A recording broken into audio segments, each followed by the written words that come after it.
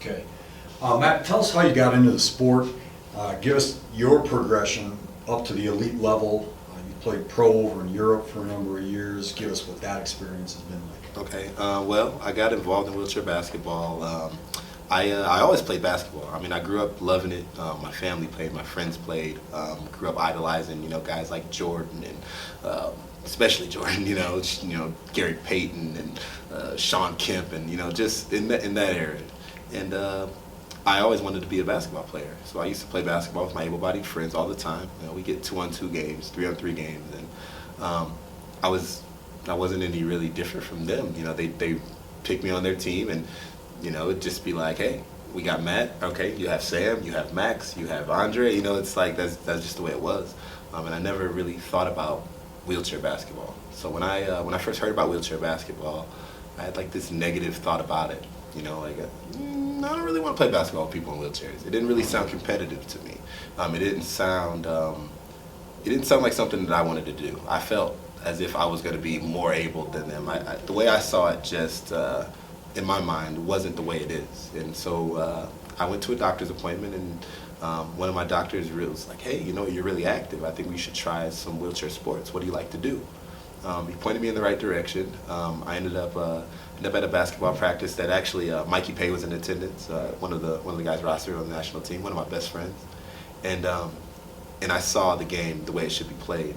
This was just a junior team that was playing, kids my age, high school and under, but they were incredible. I mean, they were throwing behind the back passes. They were pissed when they didn't score. They really wanted to win. You could see the true desire in their faces, and you could see how much skill it took to play this game. And I mean, ever since that practice, you won't ever catch me off the basketball floor trying to play wheelchair basketball, trying to excel in my game and trying to help others excel in theirs.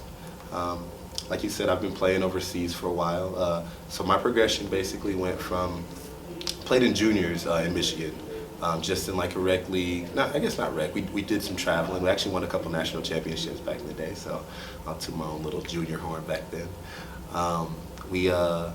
I progressed to a men's league. I played for the men's team, bigger, stronger competition, which was really, really cool. Got a chance to play against guys that have been playing for years.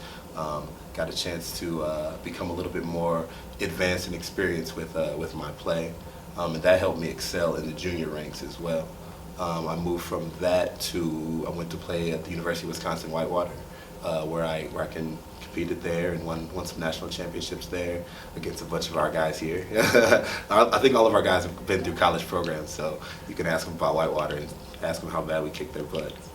But so I played in Whitewater, and directly after Whitewater, I went overseas and started playing in Istanbul, Turkey. The basketball's universal. I mean, so you can't. It's not really like how did it differ from playing anywhere else? Basketball's basketball, but being accepted as a professional athlete, being treated as a professional athlete, that being your priority, your only job, your only responsibility, that was cool. My only focus was to improve my game, to improve myself as a player, and get rest. It was I had the professional athlete lifestyle that I always wanted. I can say that signing my first contract as a professional athlete was absolutely a dream come true. Now I'm currently playing in Sardinia, Italy, for a team called Porto Torres, which is a small town in an island called Sardinia. It's been an incredible experience. Just doing a little bit of we did some overachieving this year. We did really well, and I'm really happy to be returning there. And it's just been, how many years has it been now? This will be my 9th season overseas, so it's been a long road, long road, and this whole Paralympic searching for Paralympic triumph has kind of been blended in with this whole professional athlete thing. So I have goals as a U.S. national player. I want to be on the top of that gold medal stand. I want to be the top of the podium come 2016, come Rio. And I want to hear my national anthem played when it's all said and done. At the same time, I have goals in my professional career, and it's just been an incredible ride. What about those kids you grew up with? They know you're going to Rio, and I'm sure they've seen you travel around the world and living overseas. Yeah, you know what? I've had a lot of great experiences in my career. A few years ago, I shot a Nike commercial in 2008 that got some strong mainstream media attention. It was a breakthrough as far as like I said, widespread exposure. I thought that was really cool, and it was amazing to be a part of. It could have been anybody. I'm happy that it was me. I'm not gonna say wish it was somebody else or something like that. I love that it was me. I can watch it anytime. It never gets old. I love it. But like I said, with that being nationally televised and getting kind of spread around through on YouTube throughout the world and things like that, a lot of my friends kind of from back home kind of taken notice and they see that what I do is serious. It's not just a bunch of guys running around in wheelchairs just playing therapeutically or recreationally. Like, we're out here, like we wanna win. We're playing for, like I said, playing for Paralympic triumph, and that's a serious thing. Talk about Rio. I mean, you guys, close in London. Right. You've had some obviously success at the world level. Right. What's it going to take? And it sounds like, talking to the first 6 guys in this first wave, they're all talking about the chemistry of the team. Because the chemistry of this team is really together. That's going to be. And that's what it takes. That's going to be a reoccurring theme that you're going to hear throughout these guys, because these are not just my basketball teammates. Like, these guys are my brothers, and I can say that very, very confidently. I would do anything for them, both on the court and off the court. And I think that kind of chemistry and that kind of camaraderie is what gets you on number one in the podium. I can talk about a little bit of my Paralympic past. My first team was in 2004. I was just 17 when I first made my first team, 17, 18, and it was just an experience for me. I wanted to be the best. I just kind of came in, wide-eyed, bushy-tailed, like let's do this thing. Like, I played for Team USA. We're gonna win this thing. I didn't really know. I didn't have expectations, and we didn't medal that year.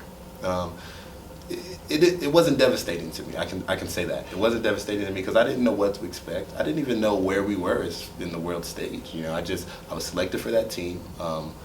It was really awesome. I was young. I was a young guy. I was just trying to fill a role.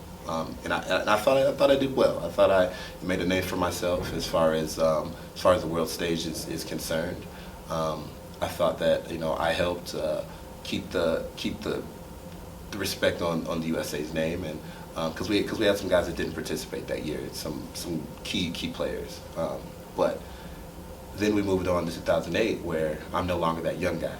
I've got years of experience. I've been playing in college for 4 years. I kind of tasted a little bit of that Paralympic defeat, and now I knew what I wanted. And in 2008, I think our biggest mistake, or at least what I regret about 2008, is that because I can't say we, I will speak for myself. I came into 2008 with anything less than gold is a disappointment. You understand what I mean? Yeah. So that's how I trained. That's how I played. That's how I thought. That's how I ate. You understand what I mean? Like, that was it. It was a gold medal or nothing. So when we got put in that triple overtime game against Canada, and we suffered that devastatingly, I can't even describe how that feels. I'm starting to get goosebumps even talking about it. Like, it was awful.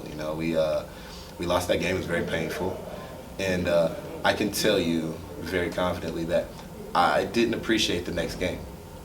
I've been knocked out of net medal contention, and I didn't appreciate the fact that I was playing for my country to have a medal around my neck.